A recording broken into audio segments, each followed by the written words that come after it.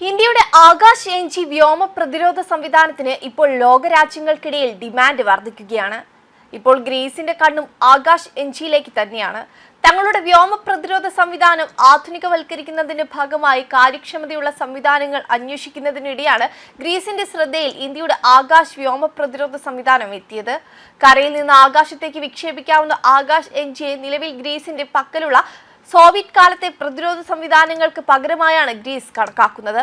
വർഷങ്ങളായി റഷ്യൻ നിർമ്മിത S-300, Tor M1, ഓസ AK എന്നീ മിസൈൽ സംവിധാനങ്ങളെയാണ് ഗ്രീസ് ആശ്രയിച്ചിരുന്നത്. എന്നാൽ മാറുന്ന ആഗോള രാഷ്ട്രീയ സാഹചര്യങ്ങളും അറ്റകുറ്റപ്പണികളിലെ വെല്ലുവിളികളും പരിഗണിക്കുമ്പോൾ ഗ്രീസിന് റഷ്യയെ ആശ്രയിക്കാൻ സാധിക്കില്ല. ഇക്കാരണത്താൽ നാറ്റോ മാനദണ്ഡങ്ങൾക്ക് അനുസൃതമായ പുതിയ ആയുധങ്ങൾ തേടാൻ ഗ്രീസിനെ പ്രേരിപ്പിക്കുന്നു. ഈ സാഹചര്യത്തിലാണ് സാങ്കേതികമായി മികച്ചു നിൽക്കുന്നതും സാമ്പത്തികമായി ലാഭകരവുമായ ആകാശ് എൻജി ഗ്രീസിന്റെ ശ്രദ്ധയിൽപ്പെട്ടത്. 50 കിലോമീറ്റർ മുതൽ 80 മുതൽ വരെയുള്ള ലക്ഷ്യങ്ങളെ തകർക്കാൻ ശേഷിയുള്ള മിസൈലുകളാണ് ആകാശ് എൻജിയുടേത്.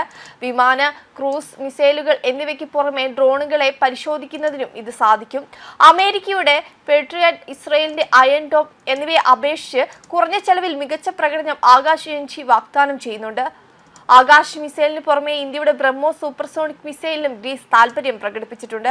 ഈ കരാർ യാഥാർത്ഥ്യമായാൽ അത് ഇന്ത്യയുടെ പ്രതിരോധ കയറ്റുമതി മേഖലയ്ക്ക് വലിയ നേട്ടമായി മാറും.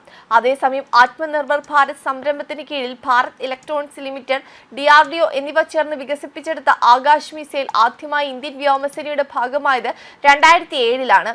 2015-ൽ ഇന്ത്യൻ കരസേനയുടെ ഭാഗമായി. ഈ ആകാശ് മിസൈലിനെയും ഇന്ത്യ തദ്ദേശീയമായി വികസിപ്പിച്ച റഡാർ ശൃംഖലകളെയും സ്പൈവർക്കിന് ഉതകുന്ന ആധുനിക സെൻസറുകളും ചേർത്തുള്ള ആദ്യ ആകാശ് തീർ എന്ന വ്യോമ പ്രതിരോധ സംവിധാനം ഭാരത് ഇലക്ട്രോണിക്സ് ഇന്ത്യൻ കരസേനയ്ക്ക് നൽകിയത് 2024 മാർച്ചിലാണ്. 2024 സെപ്റ്റംബർ 100ഓളം ആകാശ് തീർ സംവിധാനങ്ങൾ നൽകുകയുണ്ടായി. 2025 മെയ് മാസത്തിലായിരുന്നു പാകിസ്ഥാനെതിരെ ഓപ്പറേഷൻ സിന്ദൂർ തുടങ്ങിയത്. ഇതിൽ ഫലപ്രദമായി ആകാശ് തീർ പ്രവർത്തിച്ചു.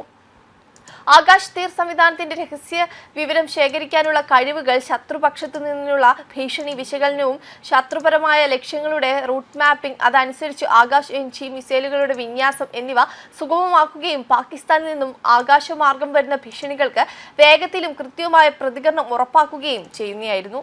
ശത്രുവിന്റെ വ്യോമാക്രമണങ്ങളെ അടിച്ചിടാൻ കരുത്തുറ്റ ഒരു മിസൈൽ സംവിധാനം, ശത്രു നീക്കങ്ങളെ അപ്പോൾ അറിയാൻ ഒരു റഡാർ സംവിധാനം, രഹസ്യ വിവരങ്ങൾ ശേഖരിക്കാൻ സ്പൈഡർ സംവിധാനങ്ങൾ എന്നിവ ചേർന്നതായിരുന്നു ആകാശ് തീർ എന്ന വ്യോമ പ്രതിരോധ സംവിധാനം. ഇതിനെയെല്ലാം വഹിക്കാനും പലയിടങ്ങളിലേക്ക് നീക്കാനും സഹായിക്കുന്ന ഒരു ട്രാക്കും ഇതിന്റെ ഭാഗമായിരുന്നു. ഇതിലെ മിസൈൽ സംവിധാനമായി ഉപയോഗിച്ചിരുന്നത് ആകാശ് മിസൈലാണ്. ഇനി പുതിയ ആകാശ് തീറിൽ ആകാശ് എൻജി മിസൈലാണ് ഘടിപ്പിക്കുക. തദ്ദേശീയമായി ഇന്ത്യ വികസിപ്പിച്ച രോഹിണി, അരുദ്ര തുടങ്ങിയ റഡാർ ശൃംഖലകളാണ് മറ്റൊരു ഘടകം. സ്പൈഡർ സംവിധാനങ്ങളും ഇന്ത്യ വികസിപ്പിച്ചത് തന്നെ.